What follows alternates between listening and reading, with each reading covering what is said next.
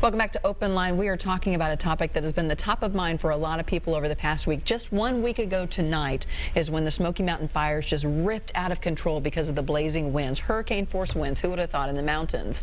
And those are responsible for spreading the fires that we have just watched in awe over the past week do so much damage. A lot of people there have lost their livelihood. They've lost their homes. They've lost their place to work. They've lost everything because they fled their cabin, their home, with whatever they had on their back, and maybe their pet or their children or their spouse, and that was it. Ellen Lehman here from the Community Foundation of Middle Tennessee. Give us your website real quick if people want to check into you guys a little more or make a donation. Yes, it is www.cfmt for Community Foundation Middle Tennessee .org.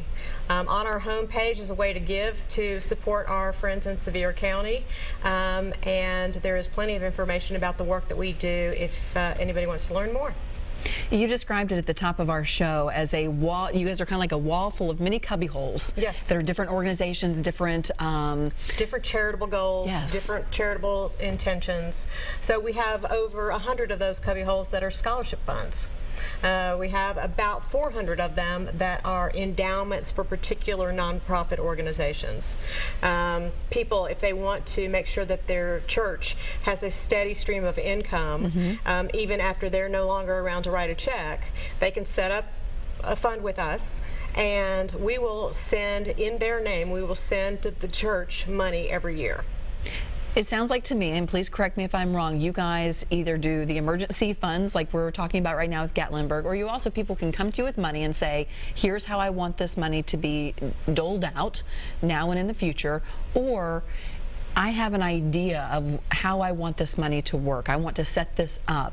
Can you all make this happen? Yes. Okay. Beautiful summary.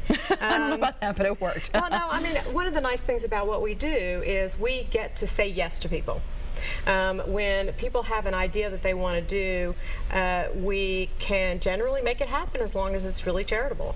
And it gives them so much joy. It may be that they've just lost a child and they want to do something in his or her memory, that they just got a bonus that they don't need or don't want right now, and they want to be able to save it to make a gift to their church or their school or favorite organizations later on.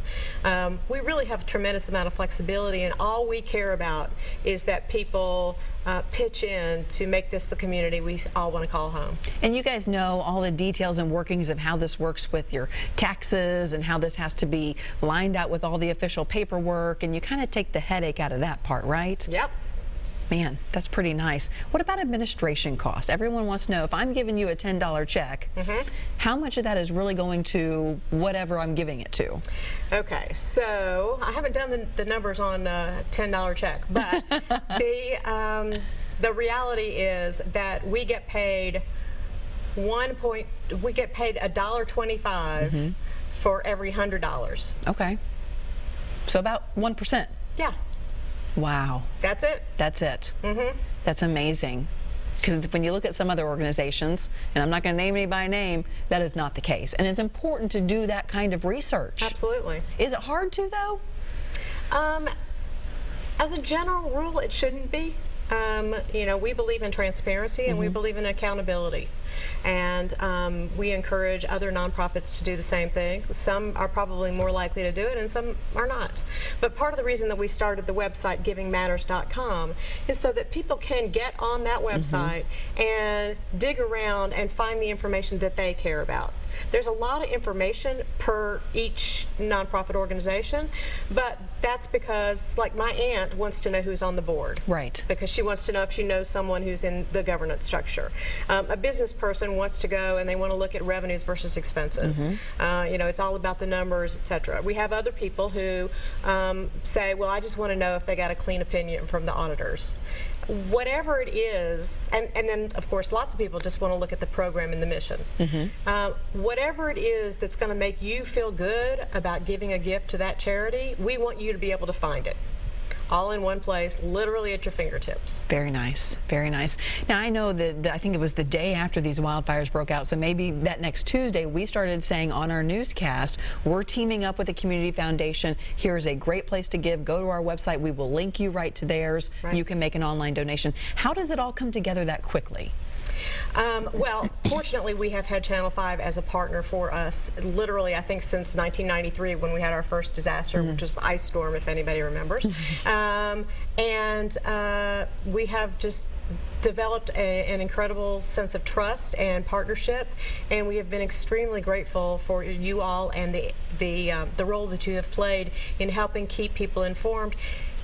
In a disaster particularly, there are so many folks that are trying to raise money that are not legit, that the ability for people to trust Channel 5 to lead them to people who are willing to help and able to help in a way that's legitimate. Yeah, and we hope that could be just one part of the way we serve through what we do.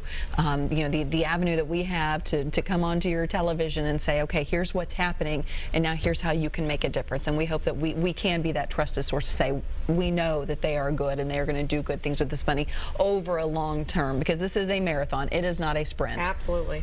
I want to give you a look right now about where the park stands. We've had reporters there over the past week delivering some wonderful information, just vital to what's going on there. So take a look.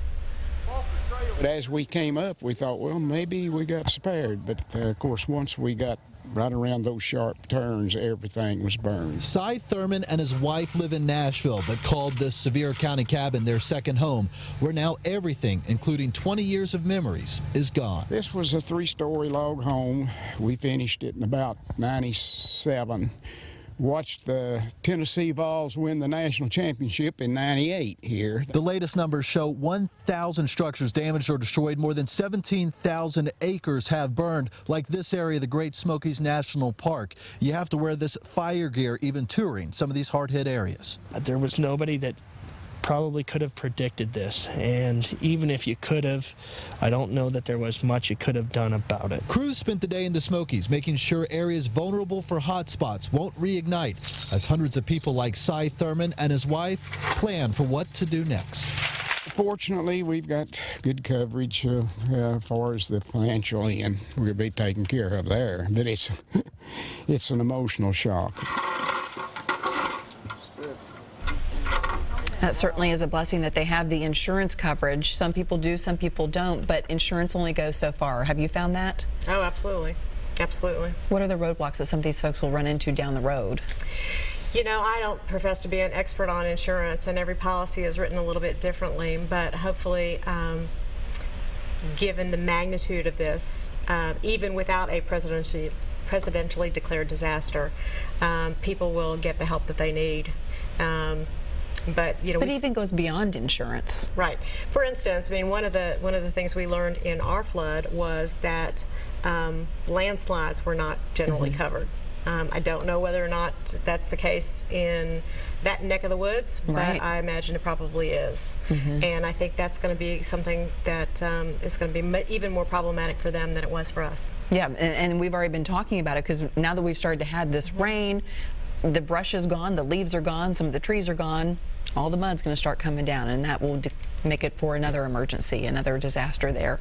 We have Lucy on the line. Lucy, thank you for calling in tonight. Do you have a question or a comment? Yeah, great show. Thank you. I hope I can communicate my question as well as y'all have communicated this information tonight, so let me try.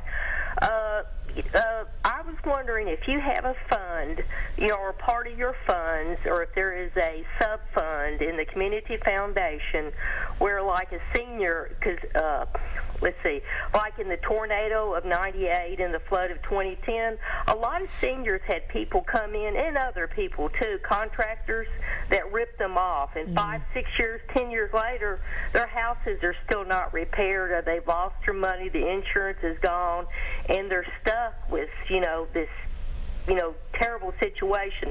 John Quill Newman did a story here last week, I think, on a senior citizen that had been ripped off by a contractor.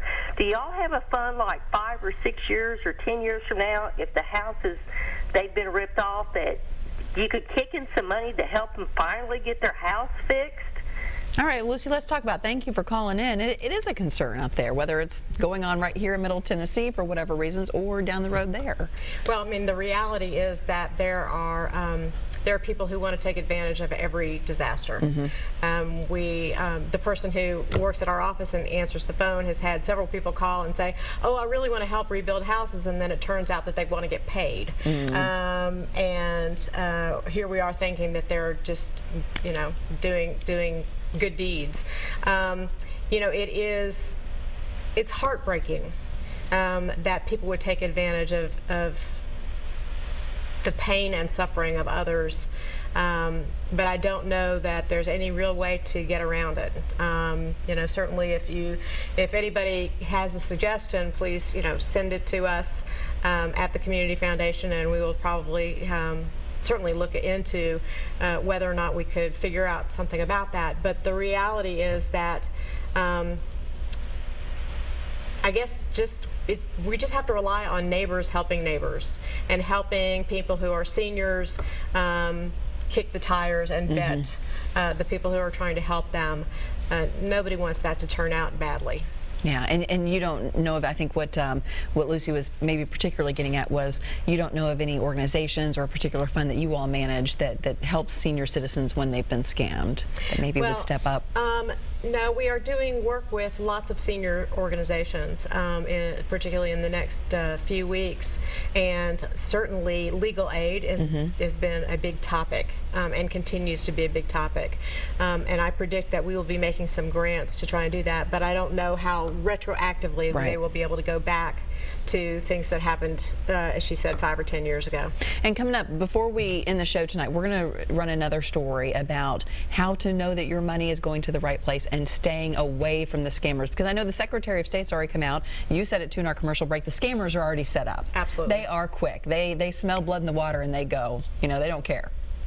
And it's a sad state of affairs, but you really do have to kind of play defense, and that's why we are quick to say, here's a trusted source. If you want to give, if you feel compelled to do something, here's a good way to do it. And you have said, and I think it's worthy of touching on again, you're not taking the $300,000 or nearly $300,000 that's already been donated online and writing that check to an organization today. Nope. You're not like, we got to get rid of this money now. Nope. And why is that? Because the needs are going to emerge and evolve over time.